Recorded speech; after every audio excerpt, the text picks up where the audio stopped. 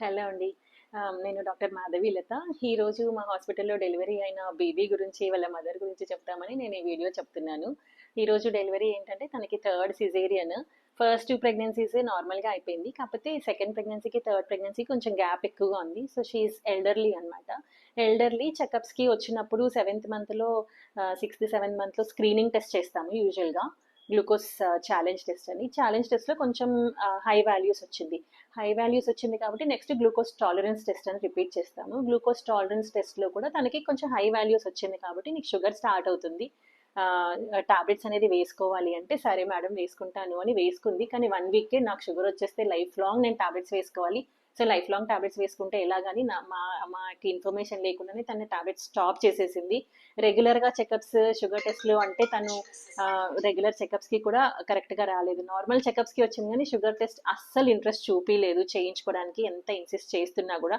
లక్కీగా ఏంటంటే diet, physical activity అనేది తను బాగా కంట్రోల్ చేసి, లో డోస్ టాబ్లెట్ అన్నా వేసుకో అంటే మధ్య మధ్యలో వేసుకుంటూ ఆపేస్తూ చేసింది. ఈరోజు 37 వీక్స్ వచ్చింది. బేబీ వెయిట్ మరీ ఎక్కువగా అయిపోయింది, 4.6 బేబీ వెయిట్ ఉందన్నమాట. సో ఈ రోజు ప్రెగ్నెన్సీ అనేది డెలివరీ ప్లాన్ చేశాము. ముందు 2 సిజేరియన్స్ కాబట్టి ఈరోజు సిజేరియన్లో బాయ్ బేబీ 4.5 kgs. కాకపోతే బేబీ హెల్తీగా ఉన్నాడు, కానీ తను ఏంటంటే ఇంత ఇర్రెగ్యులర్గా ఉండిందనమాట. సో డయాబెటీస్ అనేది ప్రెగ్నెన్సీలో వస్తే మళ్ళీ పోదు, నాకు చాలా ప్రాబ్లం అవుతుంది, షుగర్ అంటే అంత పెద్ద వ్యాధి వచ్చేసిందని ఇలాగే చాలా మంది తినే కాదు చాలా మంది భయపడుతుంటారని నేను చెప్తున్నాను. ప్రెగ్నెన్సీలో షుగర్ అనేది ఈ మధ్య కామన్ అయిపోయింది.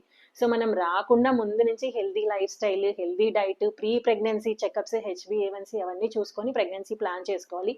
ప్రెగ్నెన్సీలో కూడా మేము చెప్పిన డైట్ ప్రకారంగా ప్లాన్ చేసుకొని రెగ్యులర్ టెస్ట్లు చేయించుకొని, స్క్రీనింగ్ తర్వాత కన్ఫర్మేటరీ టెస్ట్ చేయించుకొని, if at all sugars positive వచ్చింది అంటే regular medication, first low dose, అవసరమైతే ఇన్సులిన్ అవి పెట్టుకొని, ఎందుకంటే మదర్ అండ్ బేబీ కాంప్లికేషన్స్ తక్కువగా ఉంటాయి. ఇలా హెవీ వెయిట్స్ రావడము, వాటర్ ఎక్కువగా ఉండడము, ఆ కాంప్లికేషన్స్ అన్ని రాకుండా ఉంటాయి.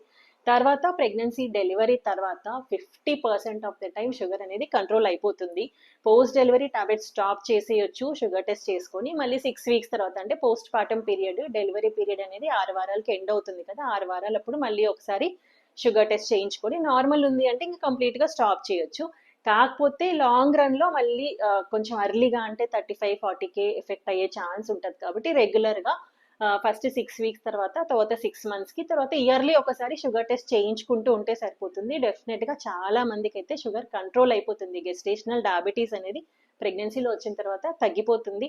నాకు షుగర్ వచ్చేసింది అన్న భయం పెట్టుకోకండి, ఎందుకంటే మనకి నార్మల్గా షుగర్ కాంప్లికేషన్స్ ఎండ్ ఆర్గన్స్ మీద ఎఫెక్ట్ అయ్యేది లేట్గా అవుతుంది, కానీ ప్రెగ్నెన్సీలో ఏంటంటే మనకి ప్లసెంటా, బేబీ కాంప్లికేషన్స్, తర్వాత ఎన్ఐసియు అడ్మిషన్స్ అలాంటివి తక్కువ అవుతాయి. కాబట్టి ప్రెగ్నెన్సీలో షుగర్ వస్తే మాత్రం రెగ్యులర్ చెకప్స్, మెడికేషన్ కంపల్సరీగా యూస్ చేయాలి.